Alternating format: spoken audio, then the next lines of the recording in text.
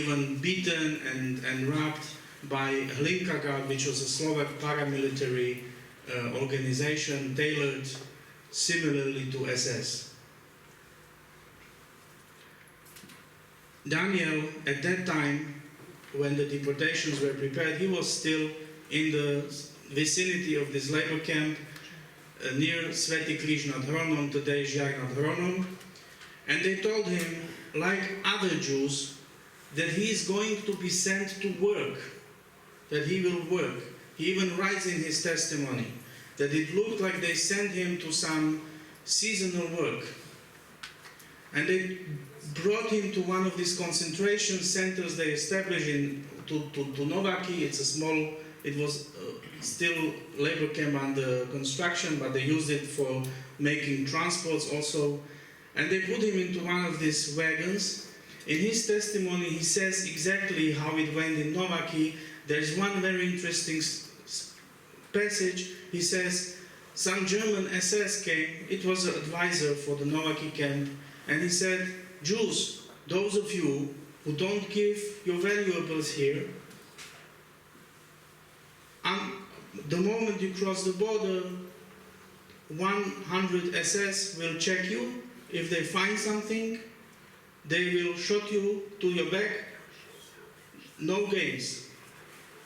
That was told to people who were told that they go to work.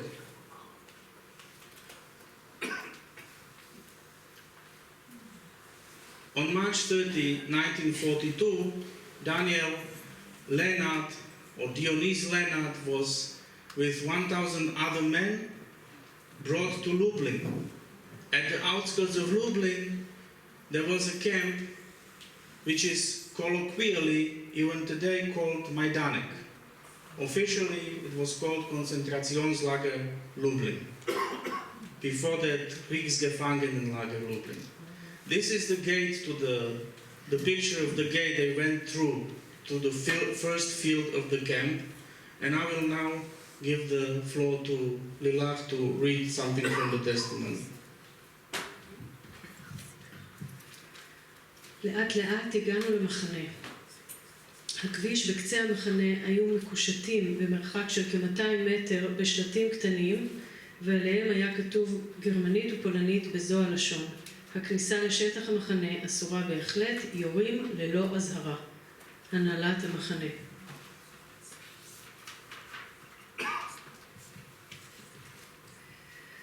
בראש השלט ובאמצע המודעה בשתי השפות הייתה מצוירת גולגולת, כמו שיש על בקבוקי רפואה שיש בהם רעל.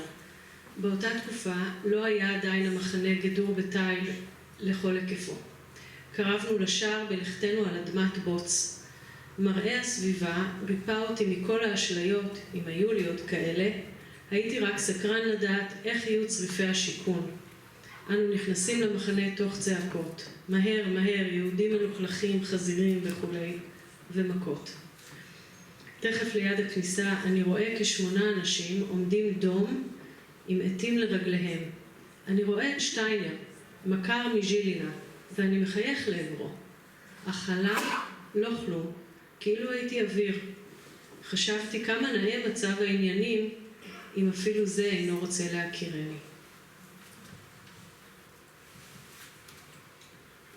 When they came, Majdanek was under construction. Not much of it was built, and the Slovak Jews were one of the first foreign Jews brought here. Actually, the living conditions there were terrible. Hunger, hygienic situation, overcrowded barracks, minimum of food, and very heavy manual work. There were many working commandos, so to say, which did different jobs under severe regime kept by SS and Lithuanian policemen. That was a specific, that there were also one police battalion from Lithuania guarding the camp. And Daniel experienced this brutal regime many times, and we will again read something from the testimony. הליטאים, כדי להוציא לפועל את רעיונם, הביאו דלי מים והציעו לנו כ2/10 הליטר בעבור חליפה אחת או בעבור זוג נעליים חדשות. אחדים מבינינו רצו להיות סוחרים אף פה, ומחיר זה היה נראה להם מופרז. אך הרוב סבר, וגם אני ביניהם, שמוטב ספל מים היום מלא כלום. התחילו להידחק, למזלי הייתי בין הראשונים, כ25 מתוכנו קיבלו מים, השאר לא קיבלו עוד, כי הביקוש היה כה רב שאי אפשר היה לקבל מים אפילו בעבור חליפה או נעליים, רק חלף שעון זהב או חלף כסף, אולם מאלה לא היו לאיש. ירד החושך, הגיע זמן השינה וגם העייפות הייתה גדולה, אך בלילה רק מעטים מאיתנו ישנו. כשמחיר 2/10 הליטר הוא חליפה, נעליים או שעון זהב, מה מחיר חיי אדם? שינוי ערכים עצום של כל דבר, הרס כל השאיפות והאידיאלים של כל המחשבה והחיים. אכן צדק ידידי שאמר, להחזיק מעמד, לעצור כוח, רק לא לאבד את העשתונות, לא להרשות להיגרר בכוח המאורעות, ויהיו גם הנוראים ביותר. הוא צדק, גם אם לא היה נראה לי בשום אופן כאפשר, שאדם יוכל להישאר שפוי בדעתו בתוך תוכם של מאורעות כאלה.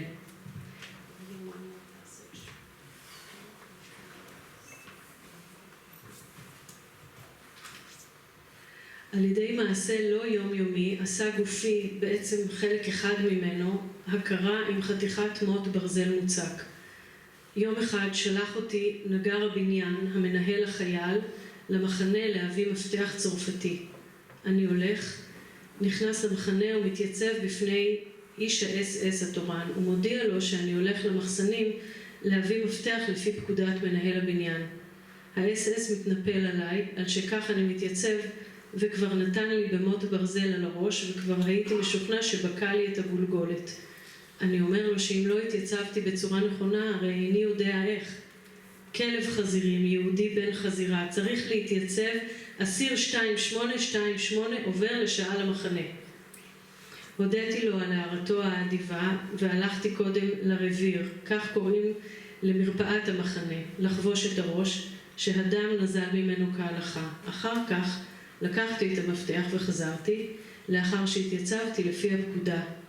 אסיר 2828 חוזר מהמחנה. He experienced many crimes. He experienced beating, murder of individuals by shooting. He experienced terrible things. What he didn't see and couldn't see were gas chambers or gassing people like in Auschwitz, because at that time there were not gas chambers in Majdanek yet. These were built only few months after he escaped from Majdanek.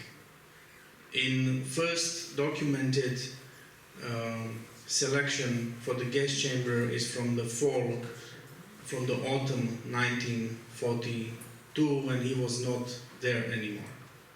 Anyhow, he understood that it is almost impossible to survive Majdanek. And I would say he was the witness of the earlier stage of the crime committed there, but maybe we should let him again say something about it. גם ערכם של חיי אדם ירד במידה נוראה. חושבני שבדרך כלל הייתה בהמה כלשהי בעלת ערך רב יותר משהיינו אנחנו. יום יום מתו 400 עד 500 בני אדם, מחציתם מיתה טבעית, אם אמנם נקרא מיתה טבעית למיתה שאדם מת קודם זמנו באפיסת כוחות. מחציתם השנייה מת המוות בלתי טבעי ואביא מקרים אחדים. בוקר אחד הגיעו במשלוח חדש מספר ניכר של זקנים. מי שלא ראה את הבוץ של מחנה לובלין אינו יודע מה פירושו. אדמת החצר נעשתה אחרי הגשם הקל ביותר כה רטובה שמסוכן היה לעבור בחצר. להלך בנעלי עץ בבוץ של 20 סנטימטר היה ממש אומנות. אחד ישיש מעדה רגלו בבוץ, וכשנפל נגע נגיעה קלה בקיפולי מכנסיו של איש אס-אס שעבר שם באותו רגע. שלף איש האס-אס את אקדחו והרגו.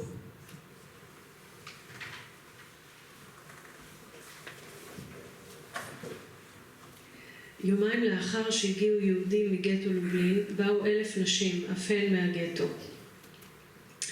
הן הוחזנו לפי שעה במחנה, אחר כך העבירון למכוניות. במקרה הייתי בקרבת המקום כשהעבירו אותן. קשה היה לי להאמין אז למראה עיניי. אוכל להבין כשירביצו לבחור, הגבר הוא קשה יותר, נושא בייסורים יותר. אין זה נראה כה טרגי. אבל הייתה שם ילדה בת 5, כך נראתה, יפה כמלאך, אף רפאל לא היה מסוגל לצייר יותר יפה. בעלת שיער בהיר, ארוך ומטולטל. דחפו אותה לתוך הבוץ כי פיגרה מעט בדרך, ומשהחלה לבכות, לא הבינה הילדה בתמימותה שמישהו ירצה לפגוע בה ללא סיבה. קיבלה מאיש אס-אס סתירה. לולא עצר אותי אז ידיד, הייתי הורגו בו במקום. ראיתי שאין אלה בני אדם, ואף לא חיות, אלא יצורים מעולם אחר, שאין מקומם בכוכב לכת זה.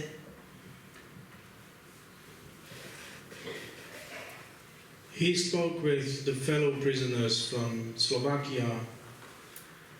He had two with whom they planned to escape at any cost, because they told to each other, even if they don't shoot us, we will not survive here. That's in the Testament. And then there was also something else they wanted to do.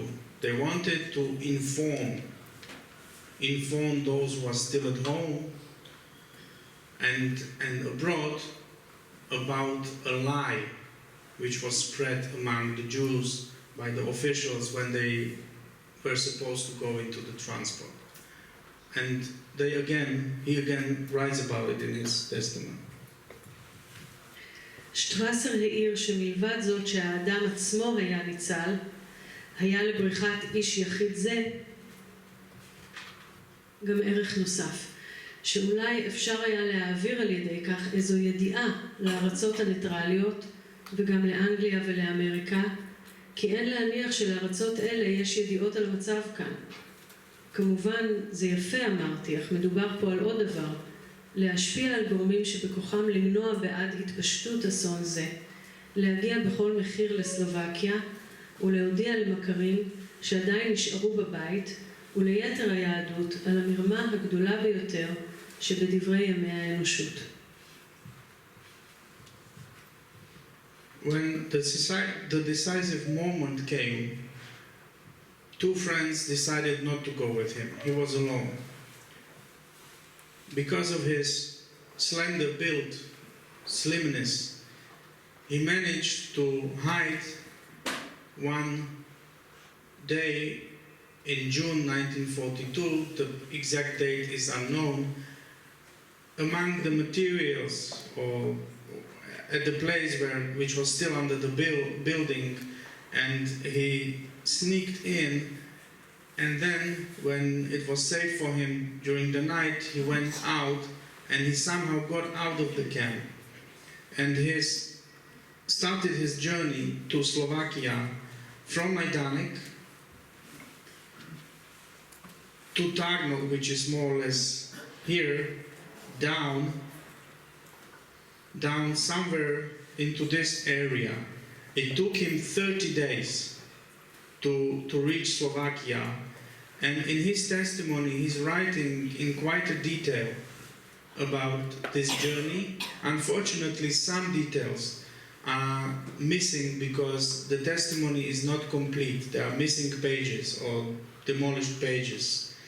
But when he came to Slovakia, of course he went to Žilina. He didn't find parents anymore. They were deported in April 42. He didn't find his girlfriend. She was also deported. And what I managed to find out is that he was in Banska Bystrica in hiding. And in Banska Bystrica, somewhere in summer 1942, he met a Jew by the name Morisz Markstein, who gave him one of the false documents on the identity he had, on the name Mikuláš Pružinský, the certificate of citizenship. And Daniel, with this certificate, decided that he already has a document.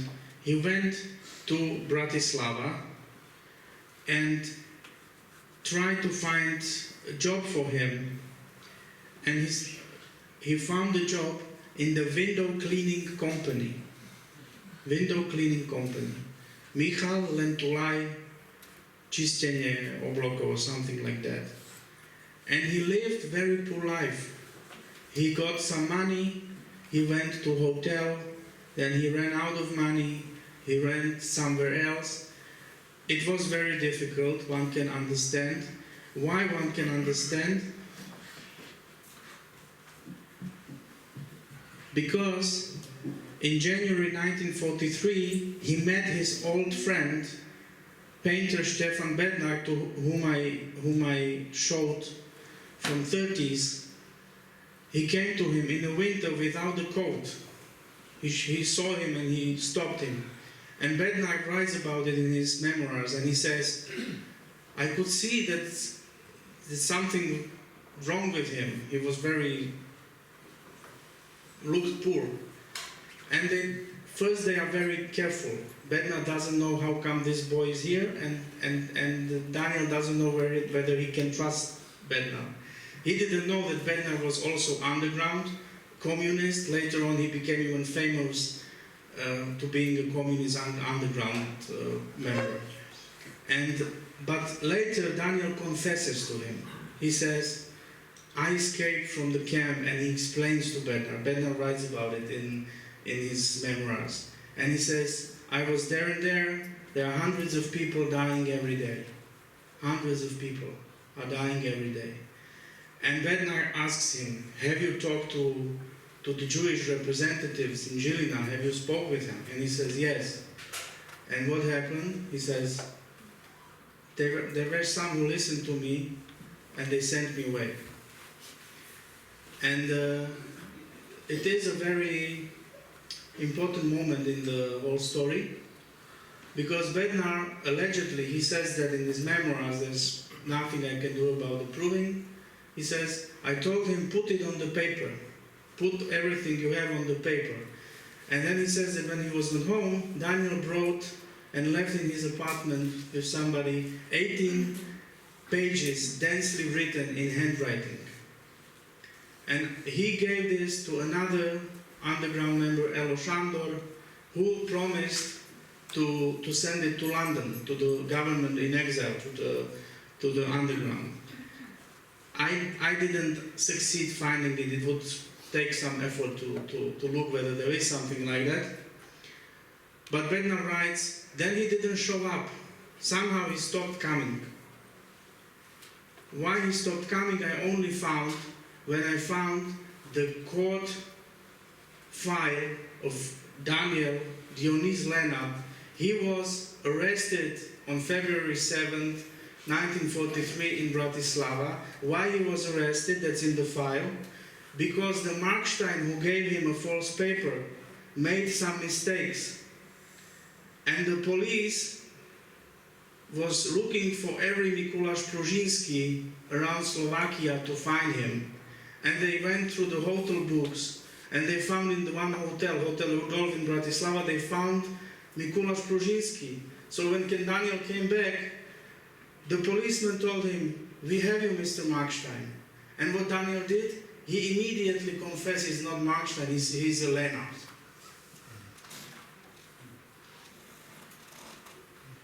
Actually, this is the picture which was taken by the state security headquarters in 1943 when he was released from the jail. Why he was released? Because they never found out that he's escapee from nowadays Poland. He only told them he was on the run from deportation all around Slovakia. And they didn't check, simply didn't check. They checked upon whether he was in this labor camp in Slovakia, they checked upon whether he is really Lennart. They found out yes, they gave him 3 months. In the meantime, he was in the custody for 3 months, so they let him go. And as he goes out, State Security Headquarters takes this picture, which I found in the Slovak National Archive months ago.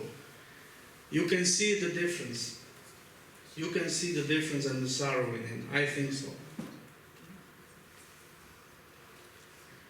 He was taken from there to the special center which was made for the Jews who were supposed to go to a labor camp, because Jews released from the prison for being on the run was supposed to be given to the labor camp, but not to Poland, to the Slovak labor camp, to Sereď, which was already mentioned by His Excellency Ambassador. And as he was in this center, he meets a representative of the Jewish organization, Jewish Center, so-called state-made organization on the system of Judenrat. His name was Samuel Hoffman, and Daniel gives him a testimony, and we know that from one Hoffman's talking, and then second there is the dedication written by Daniel with the date May 26, 1943. And this is the testimony Hoffman sent to Moreshet archive through some historians after many years after the war. You can see the stamp. It's not handwriting, it is a transcription of some original, because on one page it says 5-6. So there must have been 2 pages and somebody transcribed them on one. It is not complete. It had more than 40 pages. It's what we are reading now. What was published in Israel by Livia Rotkirchen, in Poland by somebody in Germany, and then by me last year. And it is as a letter to friend, dear friend. And he writes it as a letter to friend, signs it as Shanyu, as under false name, completely false name. And there is this whole history of his escape and what he saw in Maidan. Is this the original draft? Original, I think. So he typed it? No, it's a transcription from original. Yes.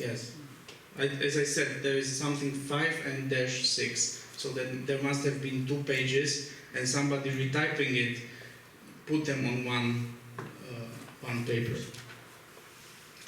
In Sereď, he is from May 43 to February 44. This is the camp Sereď. This is the card I found in the archive from the card file of Sereď camp. And it says, it's a long period. One has to give himself a question. What did he say? Did he say something to people he was with for such a long time? And did they believe him? Was he successful in spreading message? I don't know.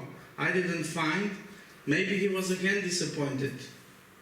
Maybe. Who knows? But he was in Sereď. That's a new information. He didn't go yet to Hungary. He was still in Sereď. But look here, there is 13th of February 1944, Zbehor. He ran away. He escaped from this camp also, from Slovak labor camp. One has to say, it's not Maidanic. The labor camp in Sereď was a labor camp where Jews were working in the different workshops, producing goods. Jewish community, this Judenrat, this Jewish center, managed through bribery, through various steps, managed to improve their life so that they had school there for the children and the nursery for the very small children and so on. But I would say it was a prison for unguilty people. They were put there not because they did something. They were put there because they were Jewish. That was it. For regime, it was good to keep them there because simply they produced valuable goods. Wood products, concrete tubes, wool and whatever you can imagine. The turnover was about 15 million per year. When he escapes, this is another document about his escape from February 44. He is listed here, Lennart Dionis. Yes, it's a report to the Ministry of Interior. When he escapes, now he goes to Hungary. And he returns back from the Hungary in 44, because on March 1944, Hungary was occupied by Germany. We all know that in May 44, transports of Hungarian Jews were starting to be sent to Auschwitz. And he escaped. How do we know? Because in August 1944, he says to his sister a letter to Sweden. It's a last letter, he says. And he says in a coded language to her that he was in Poland. I was with Uncle Poldy, and he didn't want me to go away, but I went. And now our parents are there, and you will not hear from them. Okay? And he says, he speaks even about people from Hungary, their relatives, in this coded language. They also went there. So he must have witnessed deportations, or at least know about the deportations. I don't know anything about where he was in Hungary, what happened to him in Hungary. Really, it's a wide spot. But we know that this he sends from Slovakia, and it's August 44. And what happened in August 44? In August 44, a couple of days later, Slovak national uprising broke out, because Germany started to occupy Slovakia. So he's again endangered. And I thought, well, how would I find him? And I did. He was caught on 23rd of November 1944 in Slovakian city Liptovský Svätý Mikuláš. There is at least date, I have another document also. And he was sent to Sachsenhausen from Sereď. They took him back. At that time, Sereď was already under the German control, under the SS, and he was sent to Sachsenhausen. This is a document from Sachsenhausen. And in Sachsenhausen, he is until some middle of December, and he is sent to Buchenwald. This is a personal card from the Buchenwald, where he got number 85,936, his number. And in Buchenwald he is in a specific camp, subcamp of the Buchenwald called Ordruf. Ordruf, sometimes in documents like S3, it was a camp which had a specific cause. It was a labor camp for the slave laborers, with the only goal to build a tunnel in the mountain so that Hitler's Führer's Hauptquartier in the train can hide there and be safe. Conditions in this camp, which had about 11,000 prisoners, if I'm not mistaken, were horrible. It was the end of the war. Germans understood it's the end of the war. That's why they were building these specific things. And these people were dealing with the explosives without any training. And if they died or if something happened to them, Germans didn't care. This is one of the last documents we have, March 7th, 1945. His number is on this list. It is from the Häftlingskrankenbau, infirmary of prisoners. There is one testimony published by US Holocaust Memorial Museum in the Encyclopedia. I think the prisoners the survivor's name is Avrum Korn. He says, we laid on the straw in the barrack. We had high fevers. If somebody died, another one took his blanket. We had nothing to eat, no water, nothing. Fevers like you wouldn't believe it. And apparently Daniel was here because his number is in among these numbers. This is what American Army found in April 1945. I think it's April 4th or 5th when they came. This is what was in Ordruf. Because prisoners tried to, in the last hours, they tried to revolt. So many were shot.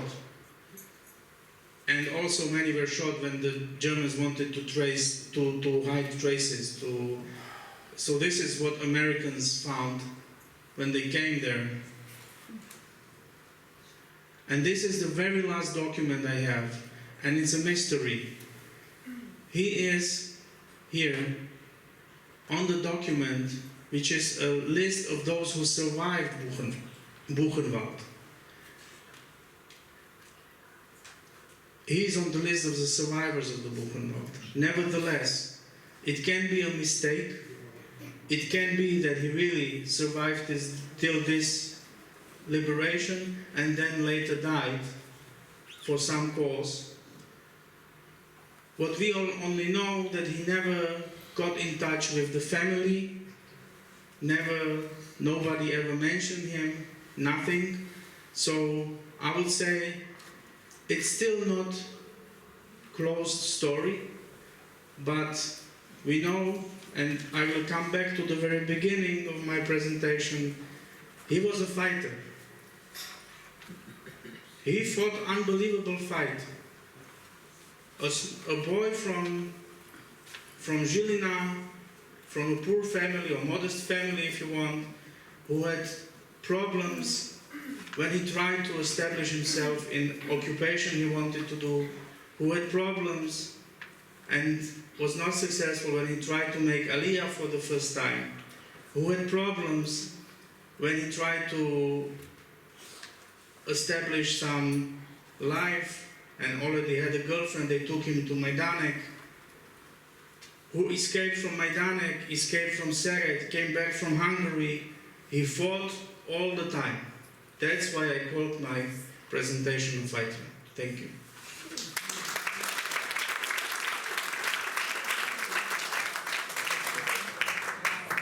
Thank you very much, Jan.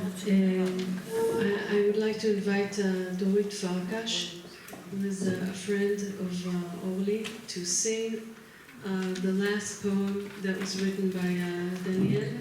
It was composed by Shuki. So the song is called Solitude. Dorit, if you'd like to come and sing it for us.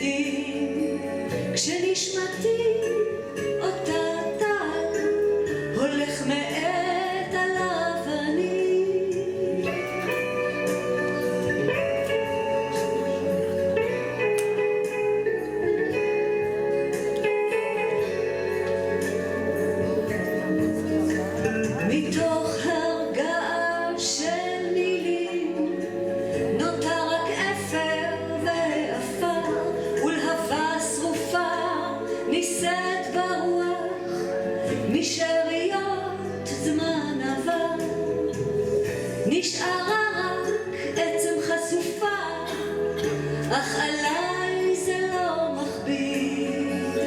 בשוכבי על המרבד, בחושבי על העתיד.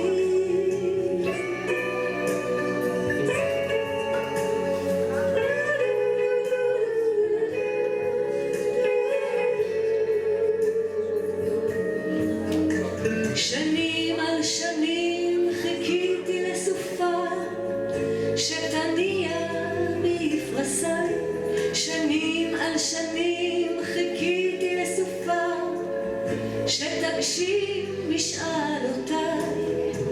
אך גורלי אכזר ומר, רק עשן של המתנה. אך גורלי אכזר ומר, רק אבק חלום עקר.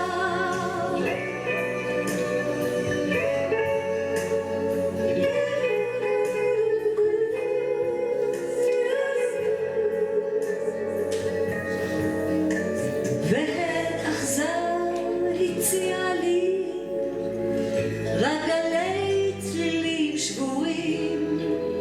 תשוקתי כבדה עליי, מכבידה את בדידותי.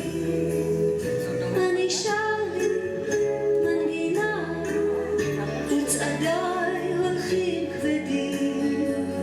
תשוקתי כבדה עליי, עמוקה היא בדידותי.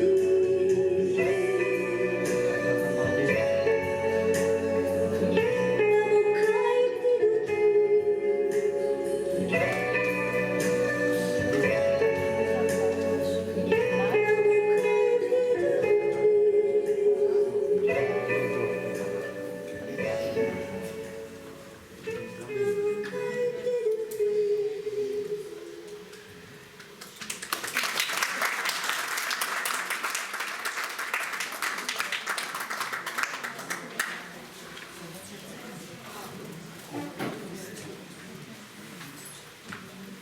היא תודה רבה דורית, זה היה מקסים. Thank you, Dorit. If anybody has any questions for Jan, I know I want to ask him one question, so I will ask it. And afterwards, if somebody has questions for Jan or for Oli, so we will open the last part of the evening for these questions. Jan, what I would like to ask is something along the lines of what is a nice guy like you doing in a place like this? I mean, you have no Jewish origins, you're a young historian. What attracted you to this specific subject, and why do you have such a passion about studying the Holocaust?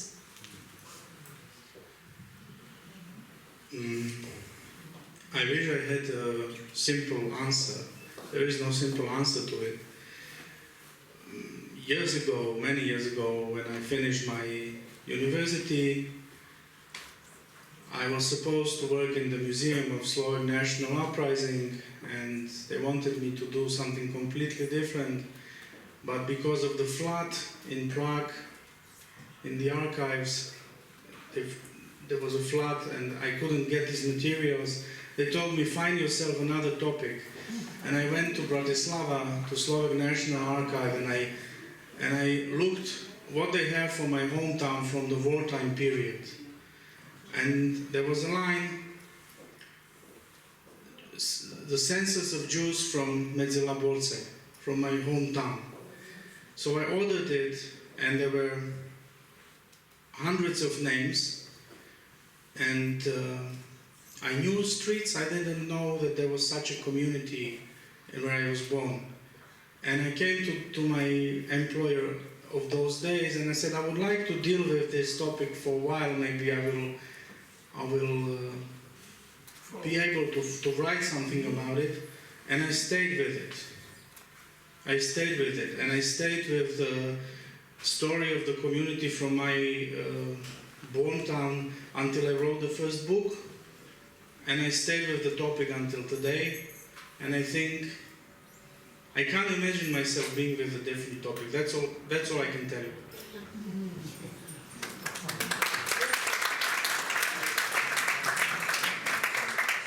That's interesting. Does anybody else have a question for Jan? Does anybody want to ask something? I can't see very well. No hands? No. Okay. Then maybe I will ask one more question before we end. Do you see any possibility of anything like the Holocaust happening again today? I mean, you live in Slovakia. Can you imagine something like this happening again?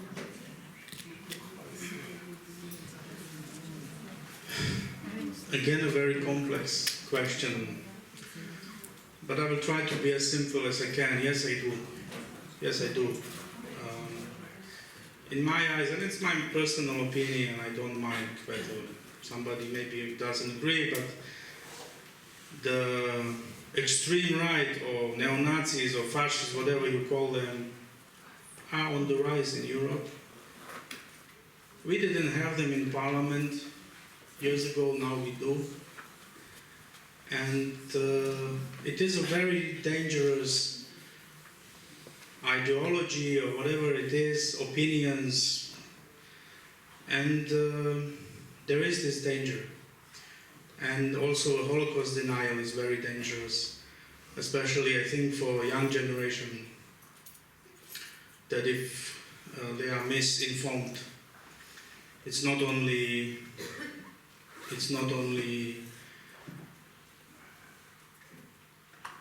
bad, it's a crime. Yeah. Thank you very much, Jan. I would like to thank you on behalf of everyone. There's somebody who wants to ask. Maybe you want to come up here and ask? Are you going to make more efforts to find the traces of Lנארד? Yes. Can you repeat the question? אני מבקש שתשאלי אותו, אני מדבר בעברית, תשאלי אותו. אני מדבר מורשת קרב, אני בוגר גבעת התחמושת, ואני מדבר כל שנה, זה חלק מהנושא האישי שאני מעביר, וזה גורם לי לא לישון הרבה לילות. איך הוא מעביר שיחה כזאת? מה עובר לו קודם ואחר כך? Okay. He says that he does a lot of presentations about fighting in the Six-Day War, and it makes it very hard to sleep at night after you give such presentations. How do you feel after such a night like this or other presentations that you give on this subject?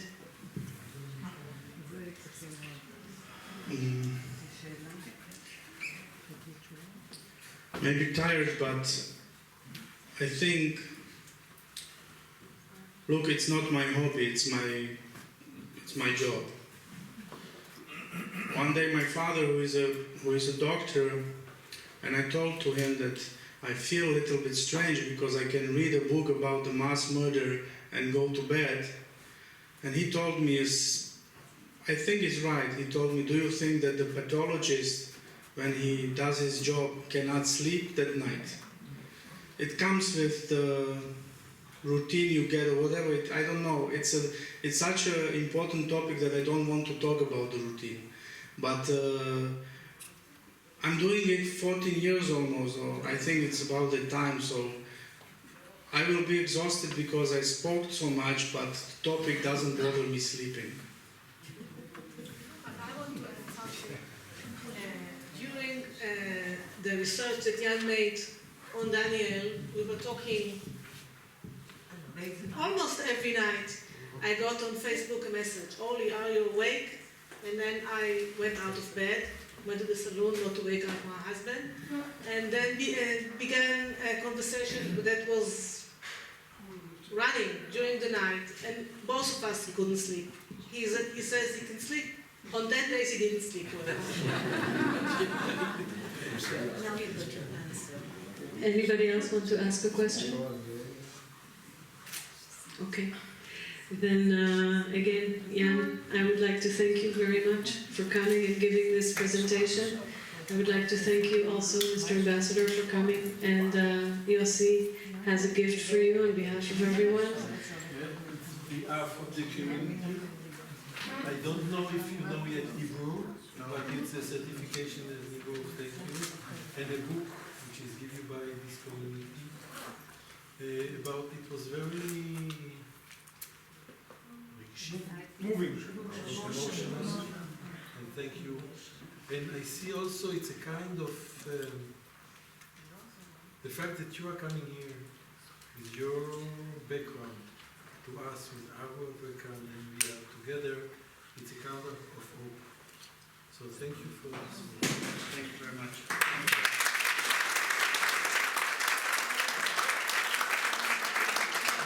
I would just like to say one last thing before we all go to Oli. I read the whole testimony. First of all, thank you, Oli.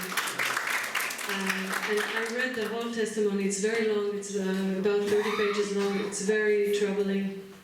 It's very hard to read, but it's very, very well written. And you know, I was thinking I couldn't help not to think that what